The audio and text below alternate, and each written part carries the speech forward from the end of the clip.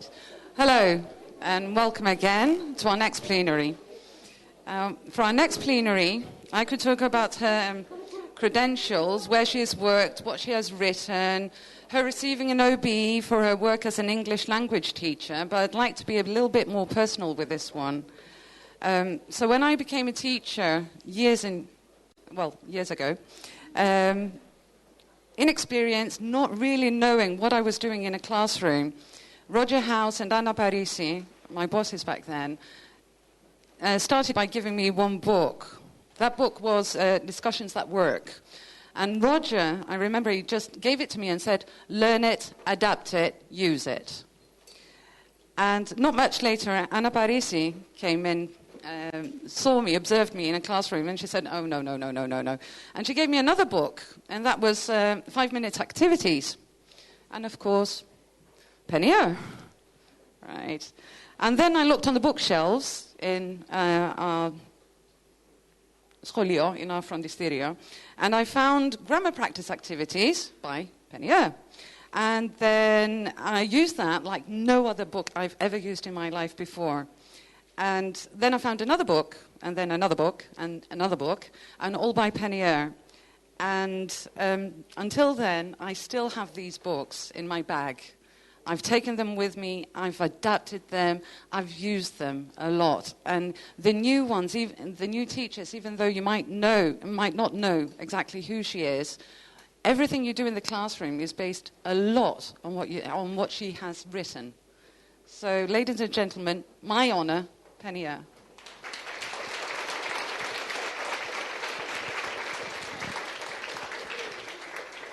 Wow, thank you very much, Natasha. So I have written a lot of books, but my main claim to fame, as it were, is not the books. It's the fact that I was for 30 years a classroom teacher in elementary and high school in Israel. And most of what I've written, and perhaps the reason why what I've been written speaks to teachers, is on the basis of that experience. So a lot of teaching, some teacher training, writing in my spare time after school, attending conferences like this one when I can, which I really enjoy, meeting teachers from all over the world, and finding that how much we seem to have in common, that the kinds of problems and concerns that occupy me also occupy teachers in other parts of the world. Apart from the topics which Natasha mentioned, more recently I've been becoming very interested in the topic of materials, course books, textbooks, and how they're written, how they're used, principles underlining their design, and how they are changing. And the fashion is to say today, oh yes, everything's changing and we need to educate our students for a period of change and innovation. But in fact, what is interesting with this particular topic is how many things are actually staying the same. Although they look superficially as if perhaps they are changing, they are not, or not as much as we thought they would be. So I worked up this presentation looking at some aspects of teaching materials which, in my opinion, are changing or not changing. So innovations, if there are innovations, are they here to stay? Things that have changed in the last 10, 20 years, are they going to stay? Or traditional components, will they change or are they going to stay? And I'm going to look at the research literature, but also quite a lot of my own personal interpretation. I hope I'll make the distinction clear when I get there, but I've used both sources. And I'm going to take a selection of specific topics within materials, look at each one, and then say what I think the bottom line is, whether it's going to change or stay the same, and I hope we'll have time for you to express your own opinions also on the topic. So the topics are, first of all, the use of course books at all, whether one should use course books, and if so, how much. Digital materials as a component or as an alternative to paper. Methodology, in particular the communicative approach. culture, intercultural aspects of materials, the teaching of vocabulary in materials, the use of the mother tongue in materials, and we'll start off. Okay, so first of all, the use of textbooks. So when I first started teaching, this was in the late 1960s, would you believe, before many of you were born. When I first started teaching, there was a fashion going very much against course books. People were telling us, oh, you shouldn't be using course books, it's opting out, you should take full responsibility for your own teaching. And a bit later, Dick Allwright published an article in the ELT Journal saying you shouldn't use course books, you should find alternatives. Later, Thornbury came up with his dogme idea, which included not using textbooks or using them as little as possible, on the grounds that theoretically they de-skill or disempower teachers. If you're using a textbook, you, as it were, hand over the authority to the textbook, and you don't take the trouble to initiate and teach yourself. They discourage creativity because it's all been created for you. Any one textbook may be inappropriate for a particular learner community, and there is something in that. There is obviously a textbook cannot cover all the possible communities that could be taught. They might be inappropriate for learners' culture or level or interests or age, and their needs and learning style. So many writers, particularly of that period, sort of early 1970s, 1980s, were suggesting that teachers should abandon course books, either. Come a few options here. Abandon course books and just access selected materials as you need them. Particularly more recently, people have been saying, oh, there's such a lot on the internet, you should be able to take whatever you need from the internet. You don't need the ready-made course books. Or use the course books, but adapt them very extensively, or use the course book occasionally, while using other materials quite a lot. But, and here I'm going to come with my own position on this, we don't have time. I don't know how many of you have tried and how often you have tried to find a particular kind of text on the internet you want for your students. It's hours and hours of surfing until you find just what you want. And I see all sorts of nodding heads here, people who've been through this experience like I have. And with a busy teaching schedule, you just don't have the time for that. How many hours do you normally teach? And those of you who are in full teaching employment, or 1.5, some of you, or two things, how many hours a week? 32. Yeah. Okay. Any advance on 32? Wow, 40. But even if you're teaching 20, 25, it's a lot. You don't have the luxury of being able to sit down for hours and look for exactly what you need. We don't have time. Most teachers, including myself, throughout my teaching career, use course books as the basis for their teaching, as not the only thing I use, but certainly as a basis for the course, for various reasons. Firstly, it gives you ready-made texts and tasks. They may not be quite what you want, but they're there and you can adapt them. And this is what I'm going to talk about incidentally in my workshop tomorrow. Given certain texts and tasks, how can we easily tweak them, adapt them to different classes? But I'll set that aside till tomorrow. They give you a framework. They give you a structure. You know where you're going with them. You're, say, 2/3 or through the textbook. You know how much you've done and how much you still have to do. It's a feeling of confidence and structure that students, both students and teachers, really need. Structure, feeling of systematic progress. They are cost effective. If you had to produce the kind of material you get in a standard coursebook on your own through photocopying and designing and everything, you couldn't do it. It's just very, very expensive. So for the package they give you, coursebooks are pretty cost effective. They mediate the curriculum. If you have an exam book which mediates the curriculum of an exam, if you have a state curriculum. Some ministries of education lay out a particular curriculum of grammar, vocabulary, can-dos, whatever. The course book will mediate that curriculum. Another interesting thing about the textbook is that it has prestige. I remember once teaching a very low-level group, ability group in a school, and I thought I didn't have a textbook which was exactly right for them, and I thought, I'll make up my own materials, and we'll work on materials which I create. And they were insulted. They said, we want to feel like everybody else. We need if all the other classes have textbooks, we want a textbook as well. And I learned from that there is some kind of prestige attached to the textbook. Whether it's digital or paper, it doesn't matter. But the fact that a class has a textbook to follow is in some way prestigious. Gives a lot of teacher support, teacher guidance, particularly in the early years of teaching. Very, very helpful. And it contributes to student autonomy. This is something which people don't think about very much. But if a student doesn't have a textbook and is dependent on the teacher to bring all the teaching materials, him or herself, then the student is not autonomous. They can't go to the textbook and do their own thing. They're totally dependent on the teacher.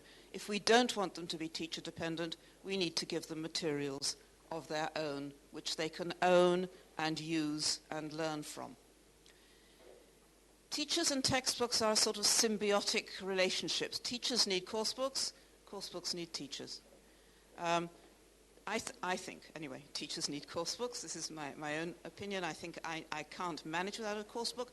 I can adapt it lots of ways, as I'll be saying tomorrow, but I need it as a basis, and the course books cannot survive unless they are mediated by the teachers. There are two main reasons, I think, which when we are adapting textbooks that we use, that we have. One is the popular one, there's something wrong with the textbook. There's something lacking, and therefore I need to make it up. This is a sort of anti-textbook approach. Textbook is always not quite as good as we want to make it, so we need to improve it. But I would suggest that there is another approach, which is, yes, the textbook is fine. It's fine as a basis, but I want to make it even better. I want to use it to fulfill its potential. The textbook is a basis, it's a potential, but in order to exploit that potential, I need to use it sensibly, creatively, in different ways, to make it more fun or interesting, make it available to different learners, make it more personal, and so on and so on. So the question is not if to use a textbook, but how to use a textbook or course book. Teachers need to be aware of what needs to be adapted and will benefit from ideas about how to adapt. I think it's a pity, as Tomlinson pointed out recently, it's a pity that there aren't more courses in teacher training courses, like CELTA, Delta, and all the rest of them. There aren't actually dedicated courses using the materials, writing materials or designing materials, but there are very few courses in standard teacher training programs that actually focus on good use of materials and what good materials are, in fact, and all the aspects of them. So teachers need ideas, course in teacher education programs, in-service courses, teacher handbooks. I'm not aware there is on the market a handbook saying how to adapt your textbook. I may be wrong. There should be. Maybe that's the next thing I have to write. Bottom line, okay? Course books are needed and, in my opinion, are here to stay. They are a positive aid to teaching, but we need guidance and help in how to adapt them, and you need to be aware that we do need to adapt them. Okay, my second topic is digital materials. And big question, will digital materials replace paper? I mean, about 10 years ago, everyone was saying, yes, yes, of course. Digital materials will replace paper. It hasn't happened. And in my opinion, it's not going to happen either. Let's look at some of the issues here. E-books in general, replacing paper books in Kindles and so on. e-books as textbooks, as learning books, okay, in various kinds of courses. Other digital materials, like the ones that are listed up there, exercises, texts, and so on, and technology to back up the materials, such as the opportunity for online teacher-student communication through learning management systems like Moodle or through email. And let's go on to the particular topics. E-books in general, it's an interesting thing happened here in the last 2 or 3 years. On the increase worldwide, e-books are, there is a rise in e-books. But what's happening in the USA, which was the first place where e-books really took off, is there's been a sort of leveling off over the last couple of years. I won't read this out. Can you read that? No? I'll just read the first part. It says, overall, the spectacular growth in e-books since the fourth quarter of 2010 seems to have come to a halt by 2012, so we're 4 years behind, arguably the result of saturation in the migration of readers from print to digital. In other words, all the people who were going to migrate from print to digital have done so, and it's leveled off, and we're not having any more. And there is some evidence this is beginning to happen in the UK and elsewhere. Popularity of different kinds of ebooks is quite interesting. Fiction is very popular as an ebook. I read virtually all my fiction on my Kindle these days, and those of you who have Kindles probably the same. Leisure reading. But print books, according to the research, are preferred, first of all, in children's picture books.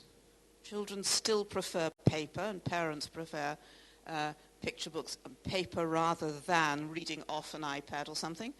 And college textbooks. And here we're coming nearer home. And there's been quite a lot of research done on student preferences in the States, young adults in this case, we're not talking about children, young adults in college who are asked, if you have a textbook for your course, whether it's English or engineering or geography or whatever, do you prefer to have an e-book or do you prefer to have it in print? And there are a few studies which say we prefer digital, but the overwhelming majority of studies say we prefer print. And this seems to be an overall trend, an overall tendency. Why? And when the students who said we prefer print for our textbooks, when they were asked why, they said various reasons. First of all, they said that being online is distracting. I don't know how many of you have run classes with kids using iPads. This is so true. They start getting distracted to all sorts of other things, and iPhones or smartphones even more so. Endurance, they find it less tiring. I don't know quite what they mean here. Educational presentation, interacting with an on-screen presentation that is cumbersome compared to paper. And I've come across this with quite a lot of my colleagues who say when they need to read an academic article, quite a lot of them find it difficult to read on screen. They say, I print it out and then I read it off paper. Some of you are nodding here. It depends on your learning style, I suppose. I find it quite easy and comfortable to read off screen, but a lot of my friends don't, and they actually need to read off paper. Durability, a paper book does not depend on electricity or Wi-Fi or anything else, and it's constantly available wherever you are. So it's just a question of convenience and durability. And it says in the last sentence, an electronic textbook may expire when the course ends, but a paper textbook may be kept for reference. Okay, be the reasons what they may be. This appears to be a fairly solid research finding, that people prefer paper textbooks for courses of study. Other types of potentially useful digital materials which we can use in our classrooms, authentic text downloaded, which I'm sure you've used, online dictionaries. I mean, very few of us look up on paper anymore. If I have a word I don't know in a language, I check it on the internet. Self-check exercises, use of various apps or email for interactive writing or for student-teacher interaction. A lot of my colleagues in Israel have a class WhatsApp.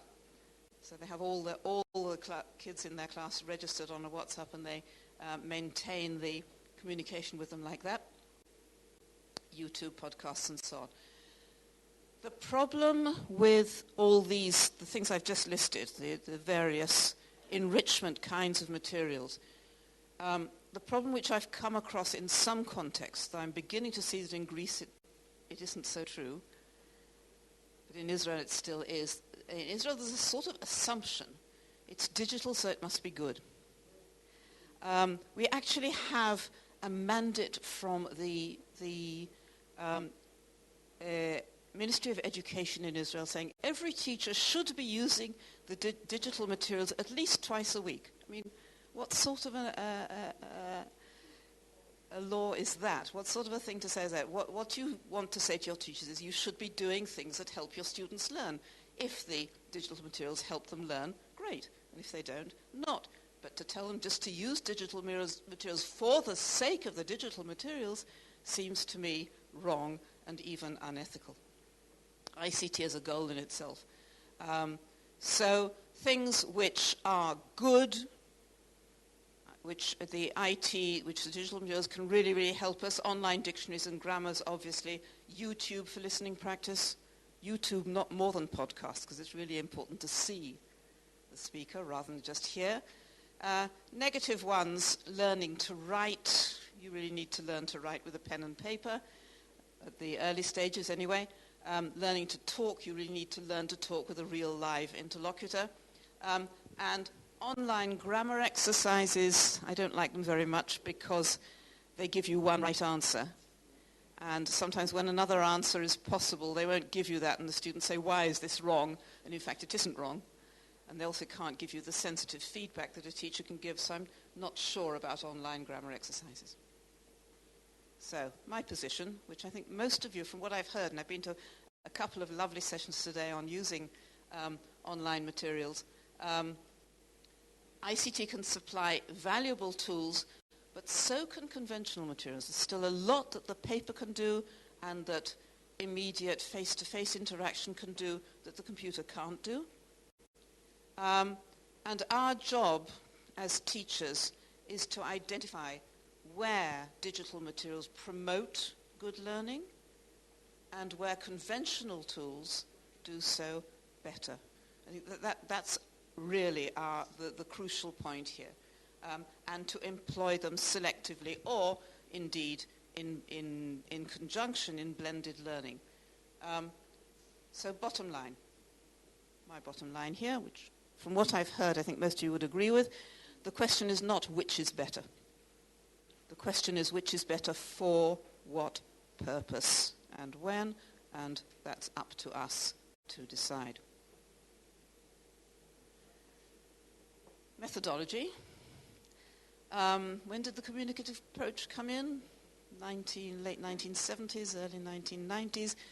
Widdowson's The Teaching Languages Communication. Luke, I think that's where you and I met when we went to a talk by Widdowson on this. And Widdowson has said about that book, Teaching Languages Communication, that if he were to write it today, he would not call it Teaching Language as Communication. He would call it Teaching Language for Communication, because teaching language as communication is not necessarily the best way to get students to learn to communicate. Think about it. I'll come back to that in a moment. But still, communication, the communicative approach is the approach which is overwhelmingly promoted in the literature, in conferences, in webinars, all over. That language is communication, so teaching should be based on communicative work in all the skills. And you get promotion of a method called task-based instruction, which is all communicative tasks. which involves things like lots of listening comprehension, lots of discussion and talking, reading for pleasure, extensive reading, reading for information, writing for a communicative purpose. And modern language curriculums are, on the whole, not lists of grammatical structures and lists of words as they used to be, but rather lists of can-dos, as in the Common European Framework for Languages. For example, a simple one here on the screen: can communicate in simple and routine tasks. Okay? Not can form the simple interrogative, or can use the third conditional, but this sort of thing. So the communicative approach is sort of the accepted way of organizing materials and organizing curricula, but it's not actually happening. Materials should use, in theory, a lot of communicative tasks, one that encourage students to create and receive messages, make them focus on meanings, put less emphasis on correctness. But in fact, what are we seeing in textbooks? In the majority of tasks in popular course books, the focus is not on conveying meanings, but on getting it right. And students are assessed on how far they've managed to get them right or not. And the most popular, best-selling books in the ALT market are things like Grammar in Use by Raymond Murphy and things like that, which are really directed very clearly towards getting it right, through getting the grammar right, getting the vocabulary right, getting the spelling right, getting the punctuation right, rather than getting across ideas. So, and if you look at your general course books and analyze what they're doing, and particularly if you look at the supplementary workbooks, you'll find that an enormous number of tasks are in fact aimed at accuracy, not at communicative fluency. And in a moment I'll ask you to tell me whether this is true of what you remember of your textbooks. Bottom line, certainly as regards to the course books I've come across recently, language course books still stress getting it right rather than communicating. And I think this is something which is, I hope, will change. I don't think it's going to stay the way. I think it has already started changing. We certainly see a difference between modern course books and those published 20 years ago, in that the modern course books are moving towards more communicative work. But I was, just a little anecdote, I was working recently with a group in London, adapting some course books which they have, which were not very good, and they wanted to make them better. And I was looking at the writing, specifically the writing exercises, the writing tasks. And there were almost no writing tasks whose main task was communicate this and this idea, or write a letter to say, or this. They were all things like, here is the way, this is how you should construct a paragraph, write your own paragraph observing the guidelines, this sort of thing. And I looked, another illustration, I looked at a recently published Israeli textbook where the writing sections were significantly headed with the title, Write It Right, which shows very clearly in which direction the author was thinking. I think there will be a move towards more communicative stuff. I hope there will be, and I think this is the way it's going.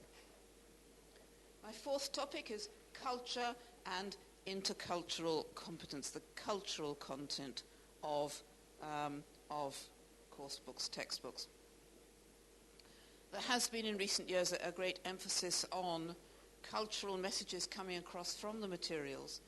A lot of effort put in, much more than used to be, on avoidance of any kind of bias, whether it's ethnic or gender or age or whatever, or stereotyping, encouragement of awareness of and respect for the other. How do you define the other? Something called intercultural competence, which is sometimes being taught in teacher courses.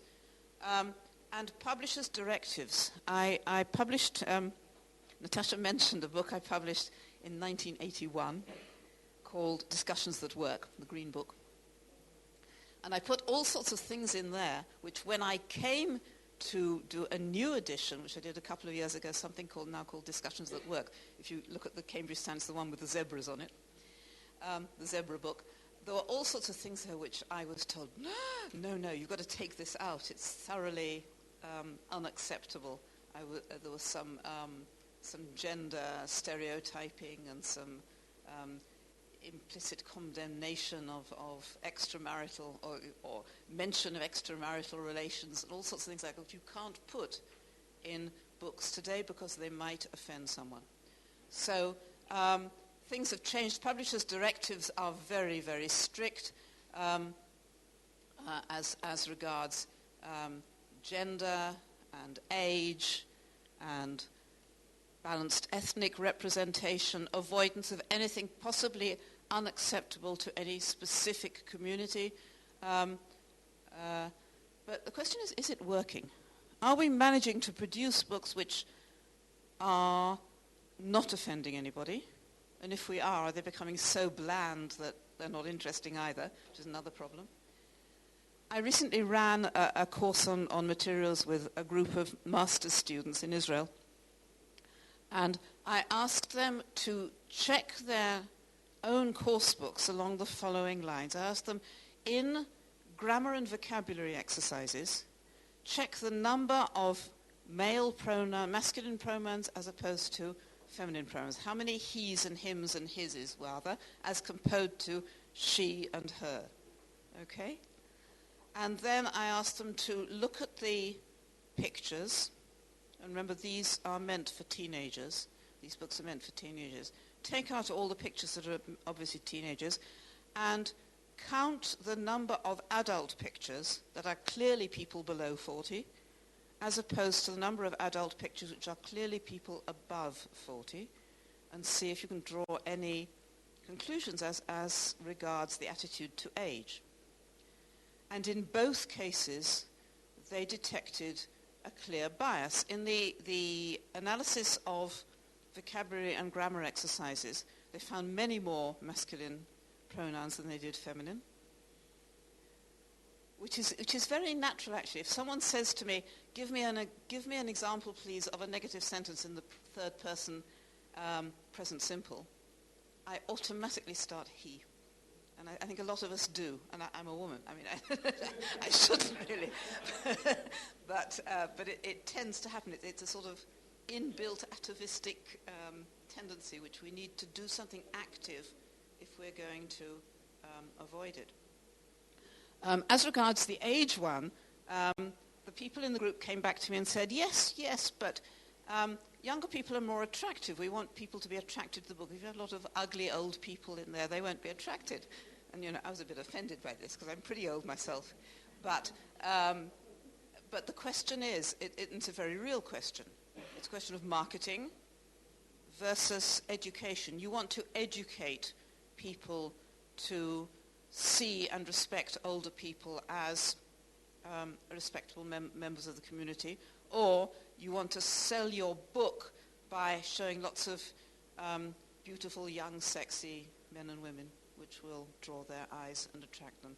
So it's a publishing problem, and I just leave. I'm not going to make any value judgments here, but it is an issue which they brought up, which needs to be discussed. So are the publishers' directives working? Maybe not. You check your own textbooks and tell me if Greek textbooks are unbiased, unstereotyped, and if so, how far. There is a need for sensitivity and awareness on the part of the teacher. If the teacher does detect any kind of bias, then it's really up to the teacher to do something about it, by commenting, by discussing, by changing, by whatever. Bottom line. Aspects of cultural awareness and intercultural competence are increasingly integrated into materials. I would claim not yet enough, and the trend is likely to continue with perhaps more careful control and regulation. Vocabulary. Vocabulary is words, lexis, words, but also multi-word items known as chunks, what I call chunks, like those. Items which are composed of more than one word, but actually indicate or represent one concept, and very often, incidentally, are translated into other languages by single words. So, of course, for example, the word of course in Hebrew is one word. In Greek, is it one word? One or two? One. Okay, so that's a good example. Now, the research says that successful reading and listening comprehension depends mainly on vocabulary, not grammar. You cannot understand a text unless you know, and this statistic keeps moving, but it's somewhere between 90 and 100% of the words. Students do not learn much vocabulary from extensive reading. You can't pick it up incidentally. It needs to be deliberately taught in order to reach target-like levels. And finally, and perhaps surprisingly, but very well attested by research, you cannot usually guess an unknown word from context. This research which I'm quoting here, what that showed was that when students were presented with unknown words in a text and asked to guess them, they guessed them wrong in more than 50% of the cases. And of the other cases that remained, some of them were precise, and a lot of them were partially right, partially wrong. I've done experiments with native-speaking English teachers and given them missing words in a text of English and asked them to guess what the missing word is, and very often they guess wrong. It's not that the students don't know English, and the problem is they don't know English.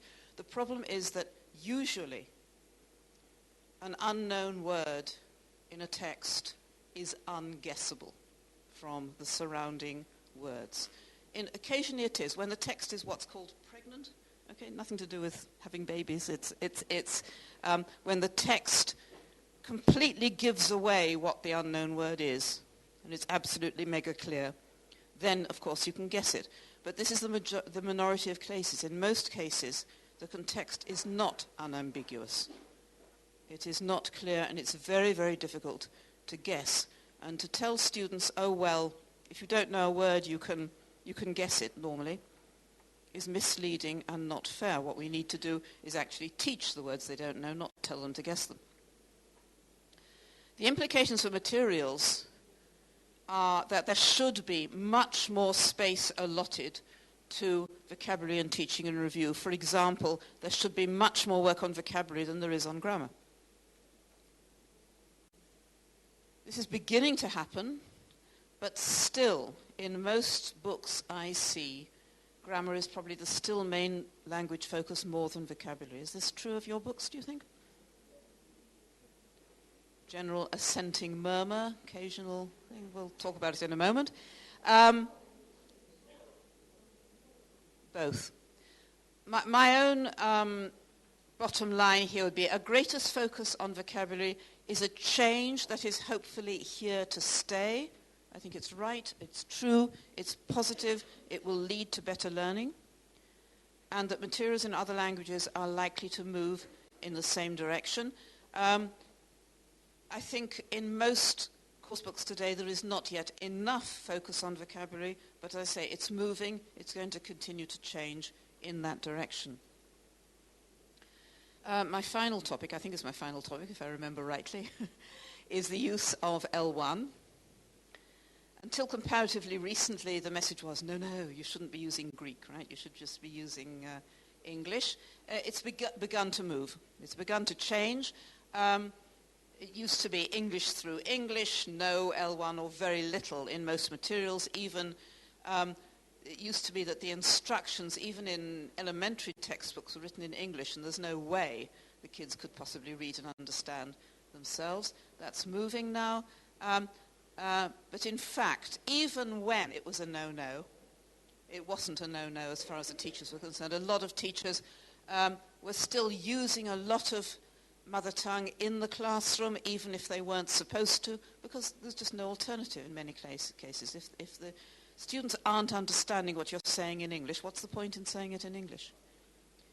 Which reminds me of another little story. I was in Turkey at a conference about a year ago, and I was talking about use of mother tongue and young learners, I think, and one of the members of the audience put up their hand and said,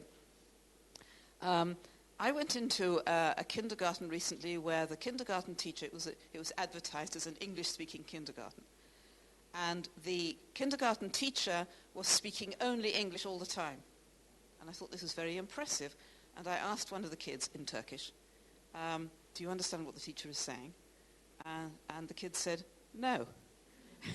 And another kid piped up, of course she doesn't understand, it's English. In other words, English by definition is something you don't understand. And this seems to me a pretty negative message to be putting across to any kids, let alone kindergarten kids. English is great if you understand it, and the point of using English in the classroom is that it should be comprehensible. And if it's not comprehensible, we are justified in using Greek or whatever the mother tongue is to help students cope. What was happening, of course, when teachers were using L1 while being told not to, was that they were feeling uneasy about it, sometimes even guilty. There's evidence from research that mother tongue does have a positive role to play. First of all, there's interesting research by Jiang, 2002, where he found that people, when learning, he was talking about Chinese speakers, learning new words in English tended to label them with the mother tongue word, not with the real world reference. So if they were learning a word like chair, for example, they didn't link it immediately to that object over there. They linked it to the equivalent in Chinese and then to the object. So it seems, and it makes sense to me, that at the early stages we do mediate learning new words through our mother tongue, although as soon as we become proficient, we skip that. We go straight into, I mean, when you're speaking English now fluently to me or to each other or to anyone, you don't stop and think about the Greek equivalent for each word. You go straight into English. And sometimes it might even happen to you that a word comes to you in English and you can't immediately remember what the Greek was. So when people are fluent, they don't need the L1 crutch, but when they are beginning to learn new, strange words, the L1 can be really helpful. Has been found in research to be effective in vocabulary, teaching, learning. A very nice survey article in Language Teaching by Hall and Cook, 2012, also saying the same sort of thing. So probably, and notice my underlining here, materials should, not only may, but should, use the L1 where it is obviously conducive to learning, where it saves time, which can then be used for English. Okay, it actually creates situations where you can use English more. For example, explanations and instructions. A quick explanation in L1, so you have more time to do the activity itself, which is in English. Introducing vocabulary meanings, contrastive analysis. Sometimes this is why you're making this mistake, because in Greek we do it like this and in English we do it like this. That's why you're making the mistake. And this explanation will help you understand and help you avoid the error. Of course, most of the text and materials should still be and is in the target language. Bottom line, sensible balance, okay, and the balance is one which will obviously change from situation to situation, and this is a change, I think, which is here to stay. I think the time when at least for elementary and intermediate classes, the time when books were entirely in English is past, and that some use of L1 is needed in these types of books, though maybe not for the most advanced ones. Although, having said that, I was giving last year a course in academic English to a very high level of academics who were learning English in order to publish their research in English. So they were pretty high-level people. And even with them, I found that occasionally contrasting with their mother tongue really, really helped them understand things, particularly vocabulary. So I'm not sure about that.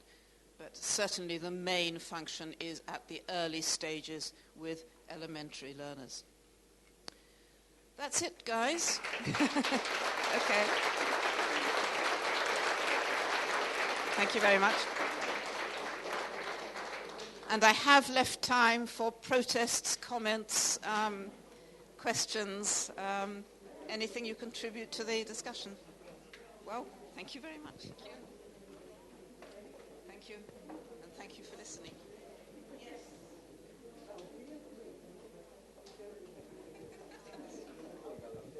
Anyone?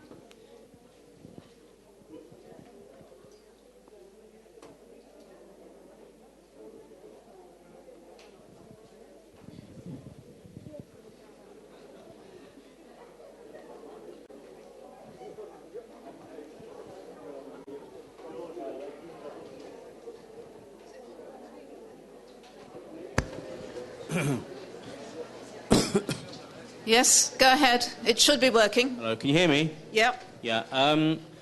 From my analysis, it seems that most of the points you've made have kind of given the impression that course books are generally not a positive thing, unless I've misunderstood. But you yourself say that you're in favour of course books.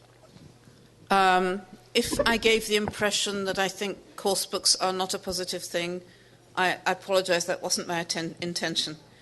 I meant to say that they are a good thing, but that we do need to treat them as colleagues, not as masters, and adapt them and be aware of possible failings that they might have.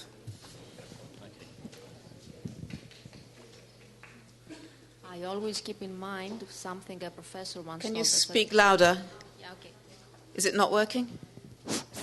Hello? Yes.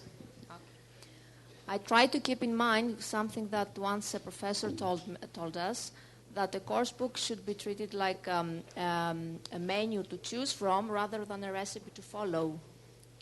Yes, something to choose from rather than a recipe that you have to do everything. Yes. One of the principles I'll be talking about tomorrow is something I believe in very strongly, and the principle is mutilate the textbook. Do with it what you need to do with it to make your teaching good. You don't need to treat it like holy writ as if the author knew better than you did.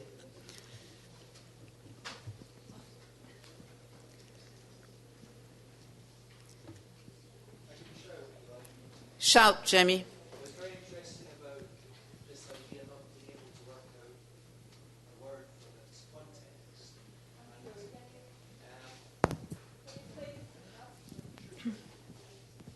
Hello, Penny. Hi, Jamie. It was very interesting, this idea of not being able to work out words from their context, and you mentioned that then this is a task for the classroom. Asking students to do that specific thing is maybe doesn't really have its place, but would you agree that there are times when that would be as a means to an end, there would be a time and a place for that? Yes, thanks for saying that, because that's absolutely true. You can't usually guess correctly for context, which means that it's not an efficient or effective way if your main aim is to teach a new word. Okay? If, however, your main aim Try again. Your main aim is reading comprehension, Okay, then there is a place for guessing from context, because then even if you don't guess it exactly right, if you guess the sort of thing it means, then that will help you with your reading. Or even if you decide, well, I'm not going to bother to guess this at all, I'm just going to skip it and read on. That's fine. So within reading comprehension, I think there is a place for guessing from context. Indeed, when the teacher is not available or a dictionary is not available, it is the only strategy left to us when we're reading on our own. So there is a place for guessing from context, and there is a place indeed for helping students, teaching them strategies to help them guess from context in the classroom. However, to return to my earlier point, if the point of the guessing is only to help students understand what the word means, then I'd just tell them what the word means and that's it. I wouldn't worry them with guessing. Is that distinction clear?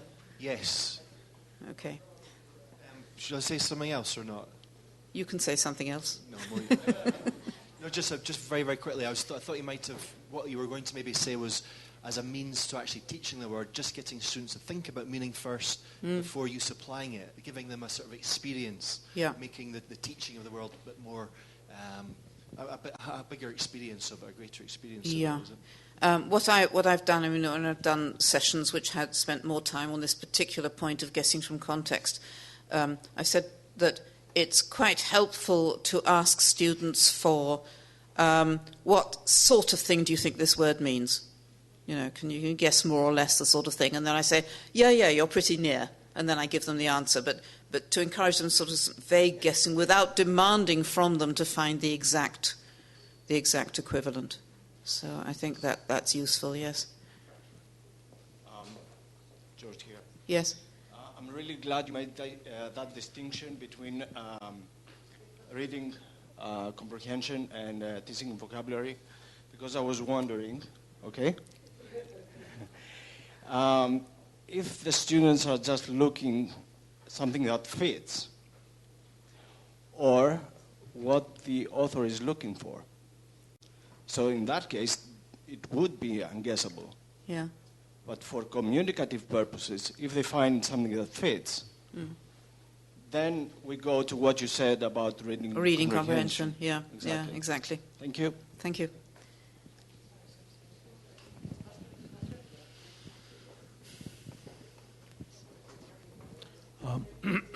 Hello, can you hear me? Yes.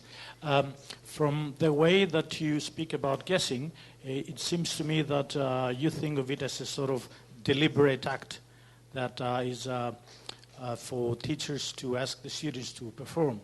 But in my experiments about vocabulary learning, it seems to me that this is an act that is automatically triggered in the human brain. We automatically try to guess. The human brain, our brain, automatically tries to guess the meaning of a word that we do not know. Yes. So do you sort of see it as... I think the two are compatible. I think it's both. I think you're absolutely right that man is a meaning-making animal, and if I see something which I don't understand, I'm going to try to make meaning out of it, right? But also there are situations where the teacher or the textbook say, what do you think this word means? And I was just trying to show that there are limitations to this, and I think it's a strategy which is somewhat overused by a lot of textbooks, and I'm not suggesting it shouldn't be used at all. I'm just suggesting that maybe we turn it down a bit and don't expect too much from our students on that. Thank you.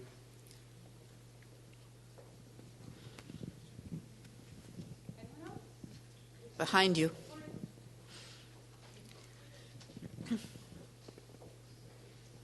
Okay.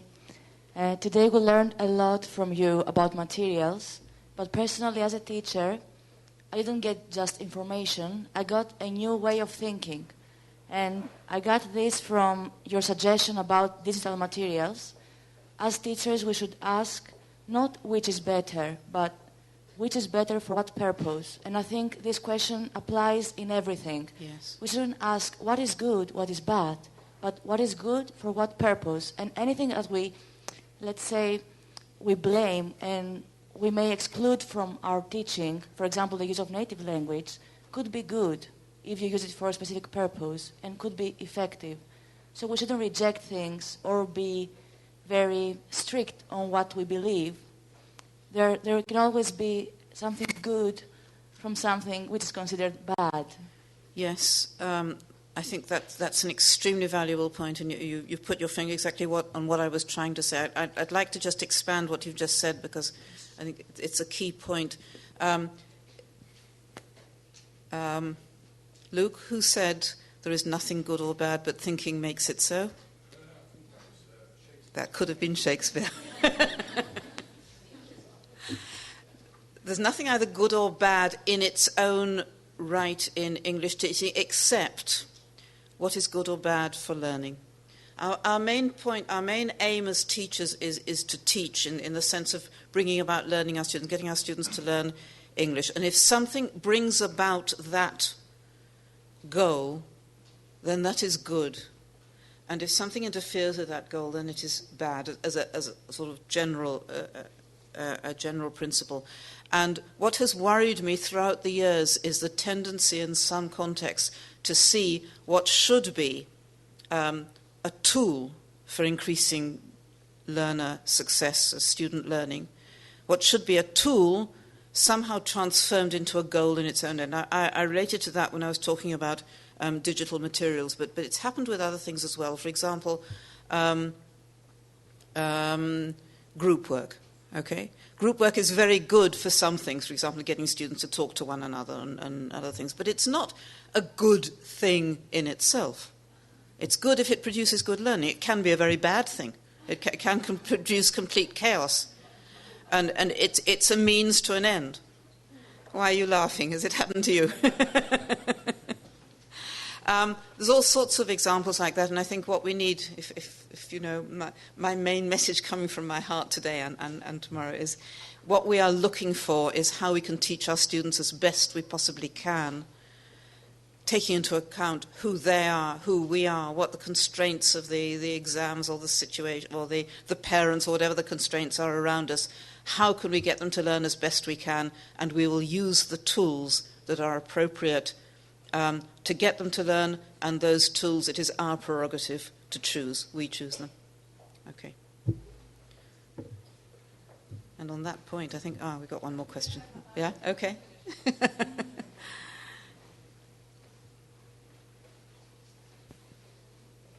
It takes a moment to warm up, apparently.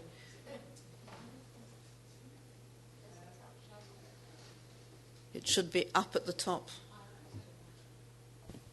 The switch should be at the top. I can sound me. Hello. I don't think this works. No. And I'd like to ask you to give me a practical advice on something. Since I guess you know what you're doing. Now, you have a lower class, a B2 coursebook. You have the reading, the different strategies. Okay. And then you usually have one or two pages with vocabulary exercises. So you have all these new vocabulary items the students don't know. How do you get them to do the exercises? Okay, should I repeat? How do you get them to do vocabulary exercises? I mean, do you give them, if they don't know most of them, some students are weak, do you give them the definition so they can put them in gap-filling exercise, let's say? Do you ask them to look at the text, at the previous text, and guess the meaning from the context? Natasha, how long do you have?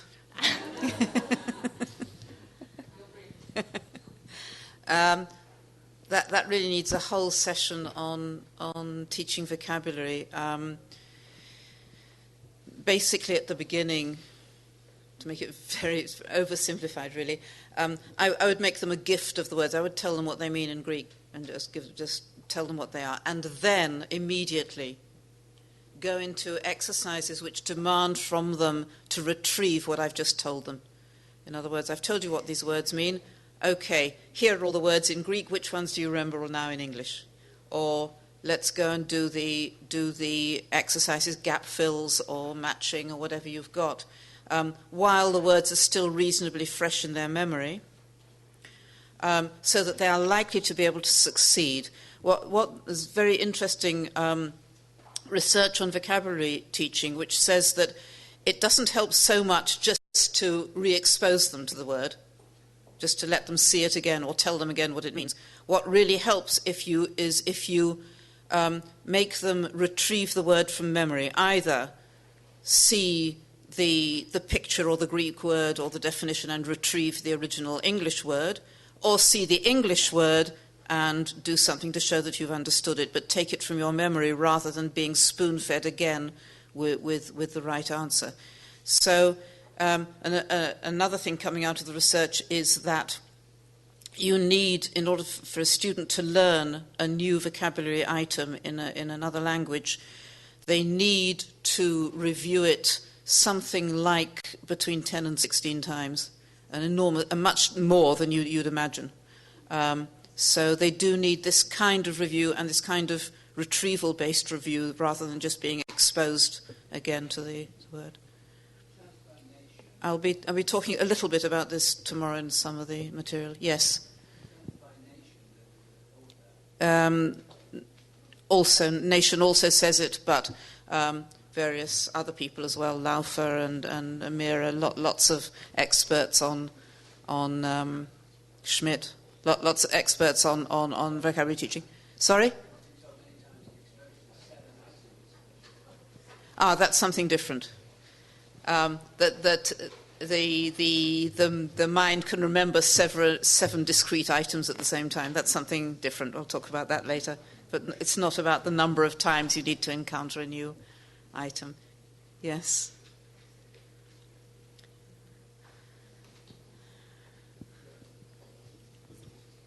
Yeah?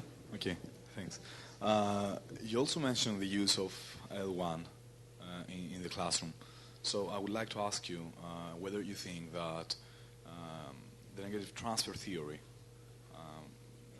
if it could probably help younger learners, or if it makes things even more difficult for them. I think it makes it easier for them. I think at the beginning, yes, they see the new English words as equivalent to Greek, but as they move on, as they use the English words more and more, I think, as I said before, they lean less and less on the crutch of the Greek and they move into doing it only through English. So I wouldn't worry. I don't think they get addicted to translation by using translation. I think their translation is a useful preliminary stage to using the new words or grammar in the English context and getting them used to using it like that.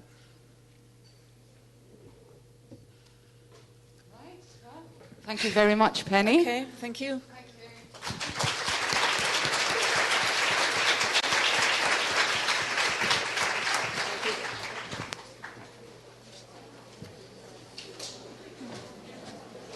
Okay.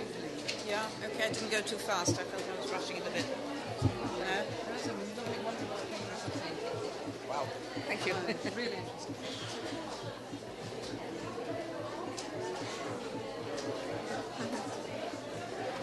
Yes. Thank you very much. Yes, your face is...